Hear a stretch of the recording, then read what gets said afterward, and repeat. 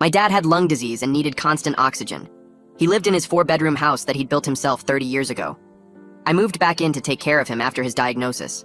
My sister Natalie was married to this guy Jerome, who thought he was God's gift to business because he flipped one house 5 years ago and made $20,000.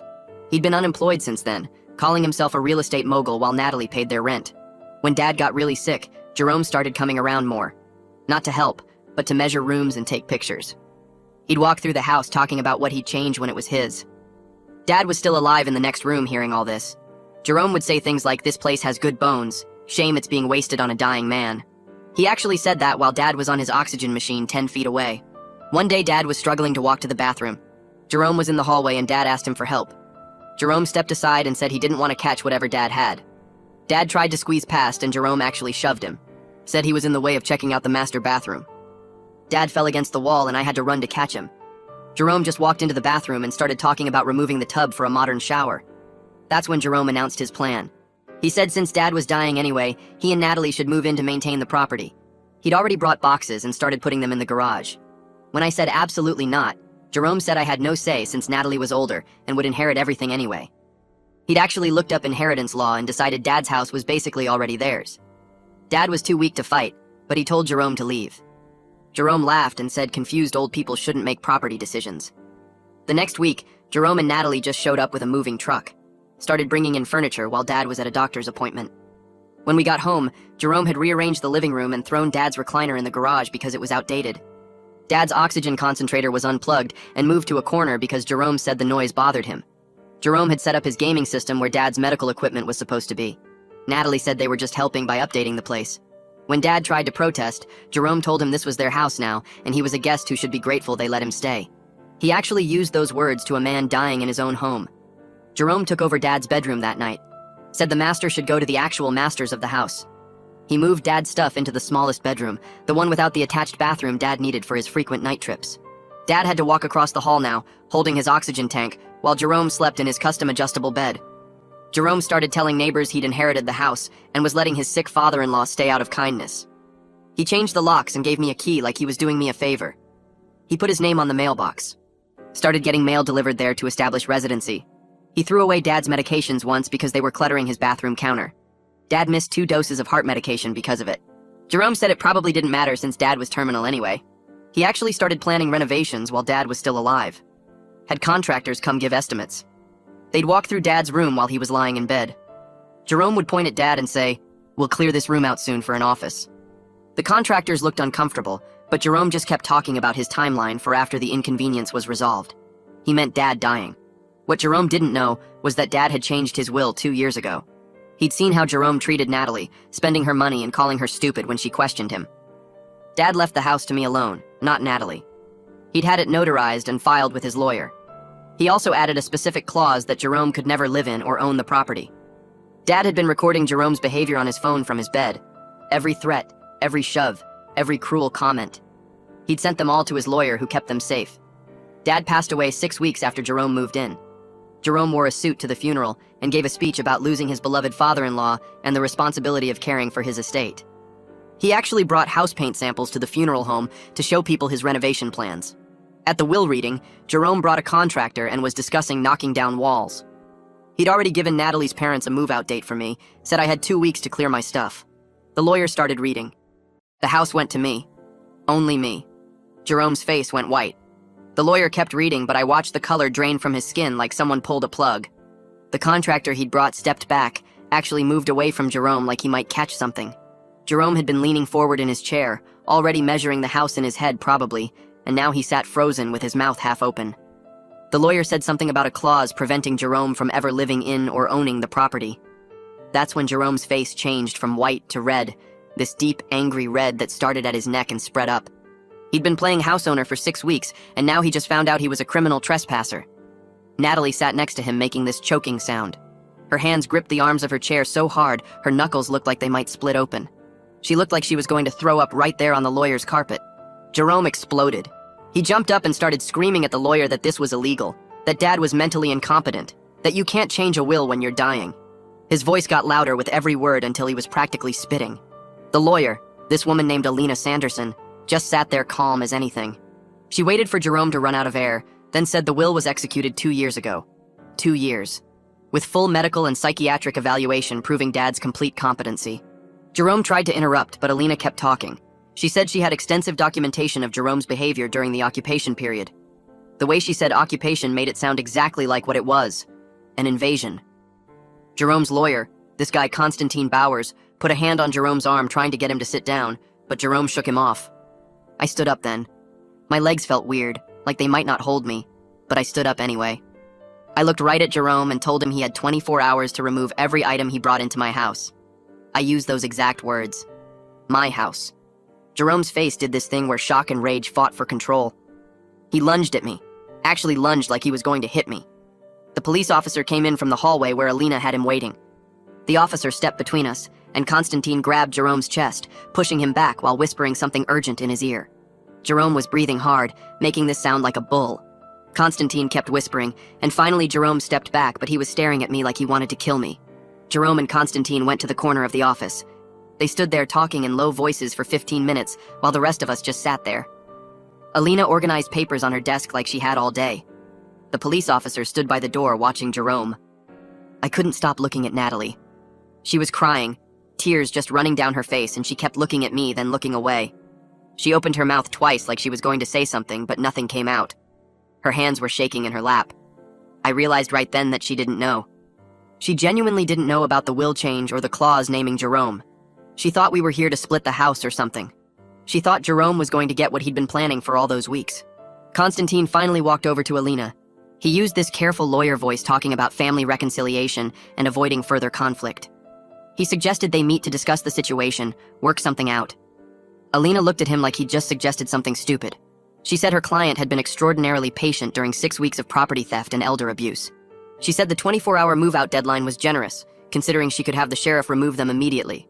Constantine's face got tight, but he just nodded and went back to Jerome. They left a few minutes later. Jerome walked out without looking at anyone. Natalie followed him, but she stopped at the door and looked back at me. I couldn't read her face. I went to the house that evening alone. I had to see it. Had to walk through it knowing it was really mine now. The front door still had Jerome's name on the mailbox. I pulled it off and threw it in the bushes. Inside, the house smelled like Jerome's cologne, this heavy smell that was everywhere. Dad's things were shoved into corners. His favorite lamp was on the floor behind the couch. His books were in boxes in the hallway. I walked through each room seeing what Jerome had done. He'd rearranged everything to suit himself, moved furniture around, put his stuff where Dad's stuff used to be. I went out to the garage. It was full of boxes, Jerome's boxes stacked everywhere. I started moving them looking for something, I don't know what. Then I found it. Dad's oxygen concentrator. The machine that kept him breathing. It was under boxes of Jerome's gaming equipment. Just shoved under there like trash. Something broke inside me seeing that. This machine that Dad needed to live, and Jerome had thrown it in the garage under his video games. I sat down on the concrete floor next to it, and I couldn't stop shaking. The next morning, Jerome and Natalie showed up with a rental truck. I was already there, had been there since dawn going through everything. Jerome came in like he still owned the place. He announced he was taking the furniture he'd invested in. He had this list in his hand of everything he was claiming. I pulled out the receipts I'd found the night before. Everything was bought on Natalie's credit cards. Every single thing. I showed him the receipts and told him anything purchased during the occupation was legally mine as compensation for his illegal occupancy. Alina had explained that to me. Jerome's face went red again. He tried to argue, but the police officer was there, same one from yesterday, and the officer told Jerome to take only what he came with. Nothing else. Jerome loaded the truck in silence. Well, not silence. He made these angry noises the whole time, slamming things around. The moving company workers were supposed to help, but they refused to take orders from him. They just stood by the truck smoking and watching. Jerome had to ask the police officer to help carry his gaming system. The officer did it, but I could tell he didn't want to. Natalie packed their clothes and personal items. She worked fast with her head down, never meeting my eyes. She left behind everything Jerome had claimed was theirs. The furniture, the dishes, the TV mounted on the wall. Everything. She knew it wasn't really theirs. She'd always known. After they left, I called Gilbert Wyatt. He was a locksmith Dad had used for years. He came over that afternoon and changed every lock in the house. Gilbert was this old guy with thick glasses who remembered me from when I was a kid. He said he always thought Jerome was a punk. Said Jerome came by during the occupation acting like he owned the place, measuring Gilbert for new locks like he was the boss. Gilbert said he told Jerome he'd have to get the owner's approval, and Jerome said he was the owner. Gilbert had refused to do the work. Hearing that from someone outside the family helped. It helped me feel less crazy about everything that happened. Gilbert finished the locks and handed me the only set of keys. He squeezed my shoulder and said he was sorry about Dad. I spent 3 days sorting through everything. 3 days of finding things that made me want to break something. Dad's medication bottles in the trash. I pulled them out and lined them up on the counter. 8 bottles. 8 different medications just thrown away. His favorite recliner was in the garage with a broken leg. The wood was cracked where it looked like someone had kicked it. In the master bedroom, there were holes in the wall where Jerome had mounted his massive TV. Big holes with torn drywall and exposed studs. I called a contractor to come look at the damage. He walked through the house making notes. When he finished, he said $8,000 in repairs. $8,000 of damage in 6 weeks. I called Alina and told her. She said we could pursue Jerome for damages, but she warned me that getting money from an unemployed man was nearly impossible. She said it would cost more in legal fees than we'd ever collect. I told her to send him the bill anyway. I wanted him to see it. Wanted him to know exactly what he'd done. Alina sent the bill to Constantine's office. 2 days later, my phone rang. I didn't recognize the number, but I answered anyway. It was Natalie. Her voice sounded weird, like she'd been crying for hours. She asked if we could talk without Jerome there. I said yes before I really thought about it. We agreed to meet at a coffee shop near her apartment the next morning. I got there early and sat at a corner table where I could see the door. Natalie walked in 20 minutes late. She looked terrible. Her hair was pulled back in a messy ponytail, and she had dark circles under her eyes like she hadn't slept in days. She ordered something at the counter, then came over and sat across from me. Her hands shook when she picked up her cup. She opened her mouth twice, but nothing came out. I waited. Finally, she started talking. She said she knew Jerome was taking over the house, but she convinced herself it was helping. That Dad needed them there. That Jerome was just being practical about inheritance planning. She kept looking down at her cup while she talked. Then she said she heard Jerome shove Dad in the hallway. She heard it happen. But she told herself it was an accident. That Dad probably stumbled and Jerome was just in the wrong place. I felt my jaw clench. I pulled out my phone and showed her the pictures I'd taken of the medication bottles in the trash. 8 bottles. All of Dad's heart medication and breathing treatments. She stared at the photos and her face went white. She put her head in her hands and started crying. She said she was a monster. Said it over and over. Part of me wanted to reach across the table and tell her it was okay. But I was too angry.